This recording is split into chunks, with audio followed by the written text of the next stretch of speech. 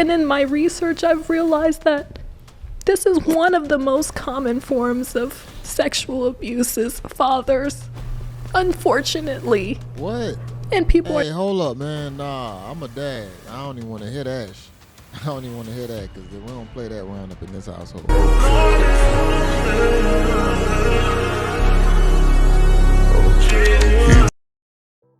My question is, I noticed the woman said she saw the signs. So if you see the signs before your kids come into a picture, how much is this self-inflicted?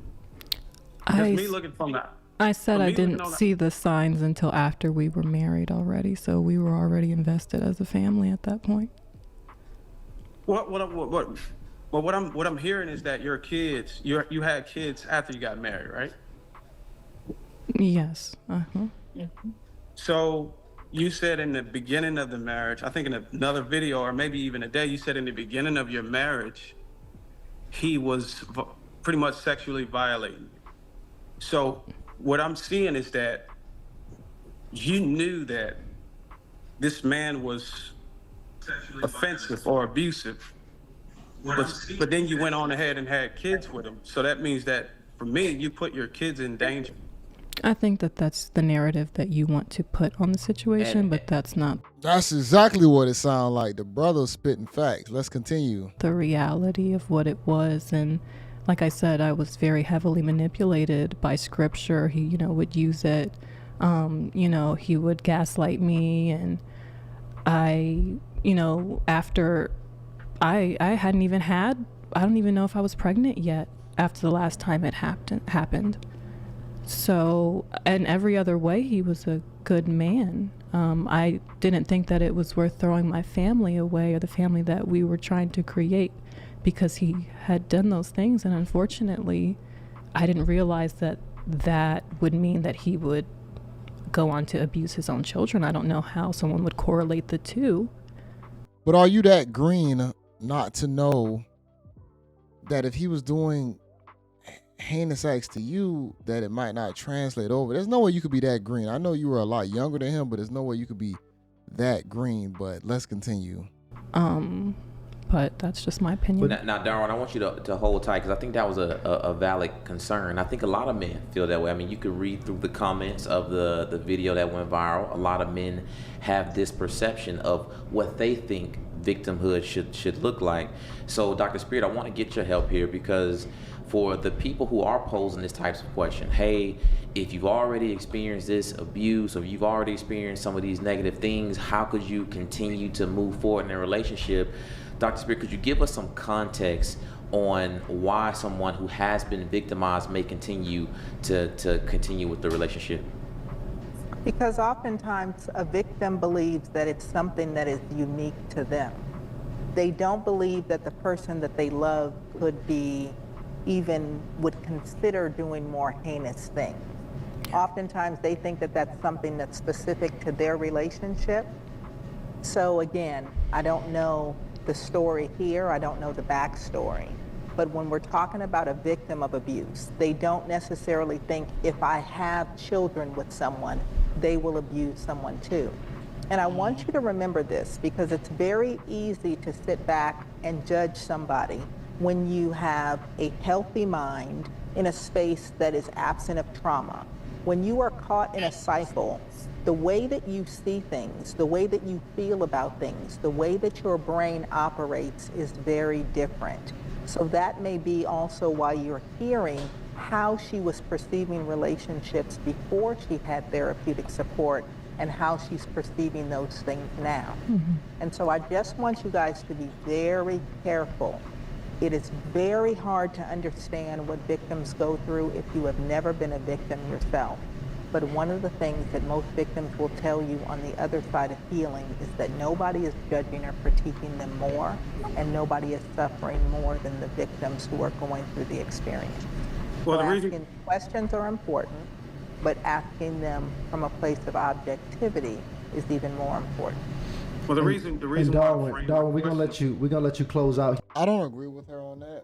I'm gonna be honest. I really don't agree with her on that because it kind of takes the accountability factor and just says that the person is in their emotional state to endure and just keep going with certain things. And granted, yeah, if feelings are involved sometimes, things can be a little bit rocky, but that's what people need to learn, how to either cut things off or just not get into it altogether if you see certain signs. Here so we can get to the other callers, but go ahead, brother. The reason why I frame my question like that is because she believes in what I believe in. I believe in God. So she gave me a source of a way to hold her accountable when she start saying God this and God that. And if you read the word, you would know that sexual immorality or physical abuse or anything like that is pretty much grounds for divorce. And that supersedes any type of gaslighting or emotional manipulation. If she's Look how her mouth twisted up in the middle. She know, like, damn, this brother know what the hell he talking about. so grounded in the word and scripture, that actually supersedes any of the other offenses this man put towards her. And that's the reason why I framed my question like that. Because if we're going to call ourselves spiritually driven and backed by biblical principles, sorry, that's my son in background, we have to be unwavering. We have to be unwavering. And that's the only reason why I framed my question like that. But my sorrows goes out to you. I hope that you can heal from this. And I appreciate you, Dr. Spirit, for talking to the lady. I appreciate That's you real. as well. And please understand, for everybody that may be in the chat tonight, I want you to understand that it's not about defending anybody. It's not about debating anybody. The only thing that I want to do is offer as much clarity as possible, because I want us all to be our best selves. And I wish that more pastors had Darwin's perspective. I wish that more church members had that perspective that says be unwavering in support of victims, because most folks who are working with... She got to give him his flowers because she know he just was cooking just now. She got to give his flowers, because if this was a debate, end the debate. That's why when I talk about religious things or people in religion, go into it cold-heartedly, man. You got to follow it to the T if you're going to be preaching it. I don't say anything about it because I'm not about to be... I'm not going to be giving y'all like all this like spiritual religious advice if I'm not practicing it, or if I'm not in that religion. So if I'm not in Christianity like that, I'm not about to be sitting here Bible quotes and scriptures and stuff like. I would be a full-blown hypocrite. I'm not that. So that's why when I see stuff like this, when women or men start quoting Bible scriptures and then they doing weird shit behind the scenes, I don't like that. Church folks who are being wounded by their partners, who are being wounded by their spouses, who are being wounded by family members, if we were unwavering in abuse and we protected and stood up for one another, we wouldn't have victims stand in situations trying to take it to prayer closets, praying it away, acting like it doesn't matter, being ashamed, and keeping that trauma a secret. So here for healthy, however we have to find it. Absolutely. And thanks so much, Darwin, for joining I appreciate you, brother. Thank you so much. Let's get the next one. You are on mute. Unmute yourself real quick, Chandler, so we can make sure we can hear you, brother. Damn, I got that Christmas sweater on, man. You ready? No, they started roasting him. I was about to start roasting him. He was smiling hard as hell, but let's go. Looking like the 25th. What's up? We sure can. Yeah, we can hear you, brother. Give me your age and your location. This brother on a Hallmark card. Okay. Kind of I'm anonymous, and that's not my name. I'm using somebody else's Zoom right now. Sorry, but like really quick question. Hold on, wait. Give me. Oh, you say your age and location is anonymous? Yeah, it is. Oh, shit. I'm sorry. Is that a problem? Yeah. I mean, Nobody in the history. Let that man stay anonymous. He's trying to stay out of trouble. Let him stay right okay. Dr. Spirit said you're trying to stay out of trouble. Let's go ahead and let him rock. Then go ahead. What's your question, brother? It plays into the social media aspect. I think what happened to your children is absolutely horrible. And I think to get on such a large platform and share your story is difficult. I don't know that I could comprehend how difficult it is to share this particular story. Yeah. But how do you reconcile sharing that story as it is your story, but it's also your children's story? So now 2.4 million or however many other people see that will now know that happened to them at the hands of their father or stepfather. How difficult is that? It's very difficult, and it's actually something that I struggled with back and forth before I even recorded the video, because I was It's like you was thinking about yourself before you was thinking about anybody else around you. I didn't want to put my children's trauma out there for everybody. But honestly, I felt God gave me no other choice. Like I keep saying, this isn't about just us. It's not about just us. Why you keep using God, ma'am? And why the lady in the middle look like Regina King? It had to be said. There you go, Sean. I mean, it seems like you're gonna be brief and brilliant on that one. It's really I don't know no what else to explanation. say. That's all it is. This isn't about views. It's not about anything other than I thought that maybe, YouTube is my only source of income. I was like, maybe I will help some of my community in updating them just to be aware that this could happen. I had no idea that this would go viral to this extent. I had a small YouTube channel. I still do. I never expected all this to happen, but God kept saying, you need to tell. You need to tell the truth. Because I glorified this man in public. I made it seem like it was a fairy tale, and in a way it was. It seemed like it was. But it wasn't. It wasn't. I wonder how people feel about the tears, man, because granted, this, like I said, it's a tragic situation. But like he said, you did go public. You did make it a viral video, and I'm pretty sure she knew it was gonna go viral or whatnot. And she mentioned about the money aspect of it. So that's a tough one. And Dr. Spirit, just to give you an idea, because I know you are really in the dark about the situation, the purpose of ISIS's YouTube channel was to help ladies find a husband. Find love within a year.